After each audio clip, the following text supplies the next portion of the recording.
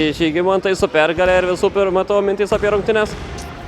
Nieko, šiek tiek gal esam kraujavę, nebuvo gražus tas žaidimas labai, trūksta dviejų žaidėjų, tai kaip sakyt, varikliukų mūsų komandos organizavimo, tai visi kažkaip darniai šiaip netaip išsikapanojom, kaip pasakyti, aišku, turėjom tą pranašumą didelį ir gal šiek tiek tas mūsų užmygdė, gal buvo plus 15 ar 16, tai atsipalaidavom ir iš karto numudė, nes vis tiek gera komanda, tai negali atsipalaiduoti prieš juos. Rungtynės pradėjot 0-10, jau čia tokia nemalonė tradicija, tampa ta rungtynių pradžia, čia kaip galvoji, koncentracijos tokia ar kažkas kitas?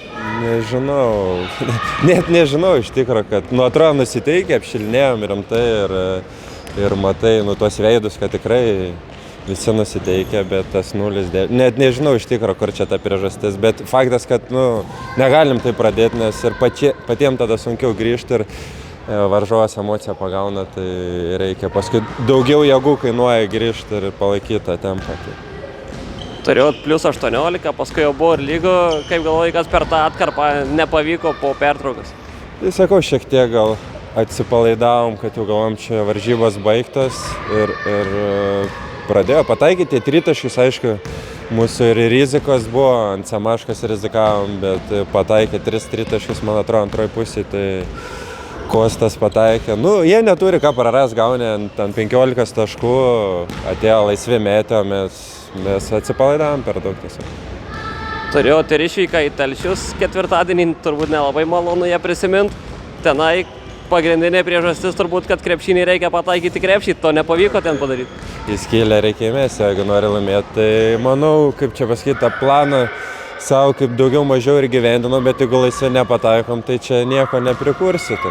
Gynybui kažkiek tenai gal ir gavom, bet nebuvo jas, varžybos nebuvo pralaštos dėl gynybos, kaip čia pasakyti, o puolime mes ten ir tų metimų daugiau metėm, atsikovojom puolime daugiau kamuolių, bet iš po krepšio nepataikom tritaškį, ten tritaškį dar gali nepataikyti, bet iš po krepšio, kai jau nepataikai, tai tada nežinau, negali ir laimėti. Telšiai gražus miestas, bet ir ta kelionė turbūt ilga neprideda šviežumo jau rungtynių metu.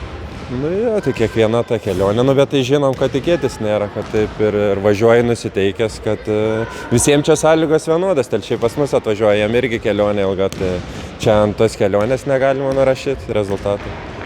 Ir Tautvydas Kliučinykas pasiekė istorinį pasiekimą, gal kažkokį sveikinimą kolegai? Tai sveikinimą, tai dar čia tik tai pasveikin gal po karjeros, kai jis bus 1000 sužaidęs, gal dabar tik įpusėjo jo karjerą, dar 29 metai, tai dar kokių 10 metų, tai gražus skaičius laukia rungtynių sužaistų, aš tikiuosi. Kad be traumų, nes o dabar kaip tik iš tikro traumėlę gavo, tai tikėkime, kad greičiau grįš ir galės gerint dar didinti rungtynių skaičių savo rezultatų. Kiek bendrai toks žaidėjas padeda, galbūt naujokam atvykusiem, jis čia viską žino, savas, viską turbūt. Ne veltui ir yra kapitonas, tai tiek metų sužaidęs, tiek patirties, tai padeda kiekvienas. Mes šiaip aplamai gal nesam pati jauniausia čia komanda visoje lygoje, tai kiekvienas daug matęs ir kiekvienas turi ką pasakyti, ką pamokinti. Tai svarbus kiekvienas patarimas, kaip sakyti.